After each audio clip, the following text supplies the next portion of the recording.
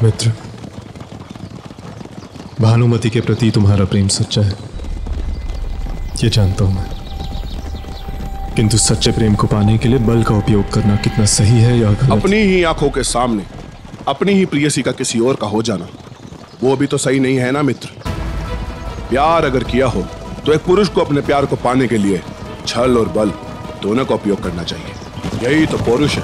और वैसे भी कहा गया है ना, युद्ध और प्रेम में सब उचित है। ये कहावत सबने अपनी सहूलियत के लिए। उचित तो ये है कि एक पुरुष की तरह एक स्त्री को भी अपनी पसंद पाने का अधिकार हो। स्त्रियों का अधिकार नहीं, सिर्फ कर्तव्य होता है मित्र। कर्तव्य तो पुरुषों का भी होता है मित्र, और एक स्त्री का मान रखना सबसे बड़ा कर्तव्य कहलाता है। तो तुम ही बताओ मित्र, अगर तुम मेरी जगह होते, किसी से टूट के प्रेम करते और वो तुम्हें ना मिलती, तो तुम क्या करते?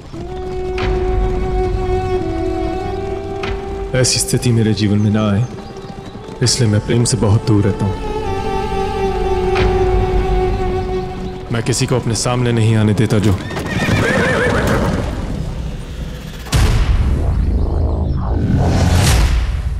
दुर्योधन, भानुमति को छोड़ दो, अन्यथा। अन्यथा क्या? वीरों की सभा से उठाकर लाया हूं भानुमति को, कोई मुझे रोक नहीं पाया, तो तुम क्या बिगाड़ लोगी मेरा? बात नारी के मान की है, और अगर एक पुरुष नारी के मान की रक्षा ना करे तो एक नारी खुद शस्त्र उठा के अपनी और अपनी जैसों की रक्षा करना जानती है। सावधान राजकुमारी, अपना धनुष नीचे करें। मेरी मर्यादा मुझे अनुमति नहीं देती कि एक स्त्री पर वार करूं। मर्यादा? आप मर्यादा की बात कर रहे हैं? स्वयंवर में एक स्त्री को बलपूर्वक उठा ले जाते समय आपको मर्यादा का स्मरण नहीं हुआ? रंगभूमि में समान अधिकारों के बारे में वाद विवाद करने वाला ये धनुर्धर स्त्रियों के अधिकारों के बारे में भूल गया? मनुष्य का धर्म उसके अधिकार उसकी जाति या जन्म से नहीं, उसकी कर्म से बनते हैं। एक असली धनुर्धर वही होता है जिसकी आंखें नहीं, मन भी सही गलत को देख पाए। तो कैसे ये धनुर्धर का मन नहीं बता पाया कि वो गलत का साथ दे रहा है? मैं सही और गलत के साथ नहीं, अपने मित्र के साथ उनके पक्ष में खड़ा हूं। एक योद्धा का काम सही और गलत देखना नहीं, किंतु अपने नेतृत्व के बताए दिशा में बाण चलाना होता।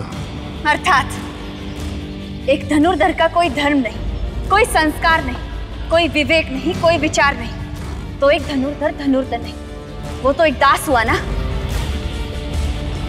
एक योद्धा रणभूमि में मात्र अपना लक्ष्य लेकर आता है राजकुमारी।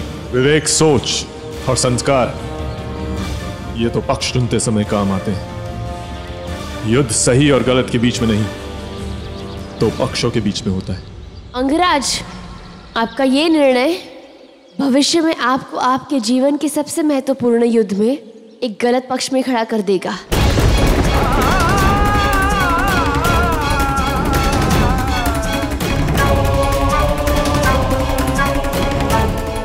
पर जाने दीजिए, आप अपने मित्र का साथ दीजिए और मैं सच का, धर्म का और एक स्त्री के मान का साथ दूंगी। नहीं मित्र, हम एक स्त्री पर वार नहीं कर सकते।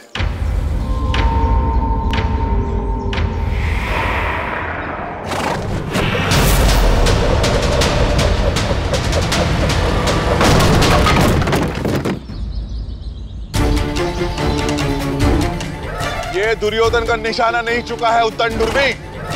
एक मित्र का अपने मित्र के शब्दों का सम्मान है ये। लेकिन सावधान, अगली बार तुम्हें कर्ण बचाने नहीं आएगा। चलो।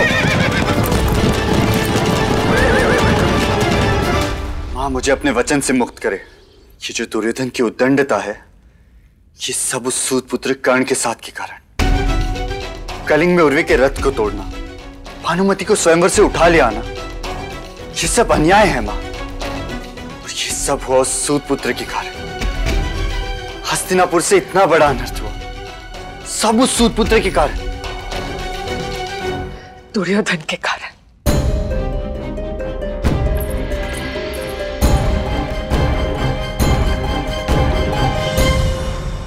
आपने कहा था मां, उचित समय आने पर आप मुझे उस अहंकारी से लड़ने की अनुमति देंगी। मैं तुमसे एक वचन मांगने आई हूँ। कैसा वचन मां? तुम बिना मेरी अनुमति कर्ण से युद्ध नहीं लड़ोगे। मैं आपको वचन देता हूँ मां। अब वही उचित समय मुझसे प्रश्न पूछ रहा है कि मेरा धनुष शांत क्यों है। आज्ञा दीजिए मां, मैं भी उस दुर्योधन और कर्ण को पराजित कर भानुमति को पुनः सम्मान सहित कलिंग छोड़ाता हूं। आप बस आज्ञा दीजिए। नारी का सम्मान काज जैसा होता है अर्जुन। पुरुष केवल उसे तोड़ सकता है, वरना छोड़ नहीं सकता। भानुमति को लौटाने का एक ही अर्थ है, एक ऐतिहासिक भूल को दोहराना। यही भूल भीष्म पितामह ने भी की थी, अंबा को लौटाकर। ना तो अंबा को अपनाया गया और ना ही भानुमति को अपनाया जाएगा। ये कैसा विधान है मां? ये विधान पुरुषों का ही बनाया हुआ है।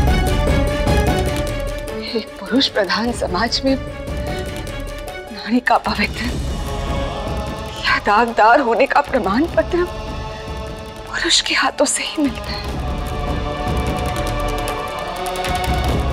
तो क्या भानुमति के साथ कभी न्याय नहीं होगा? होगा,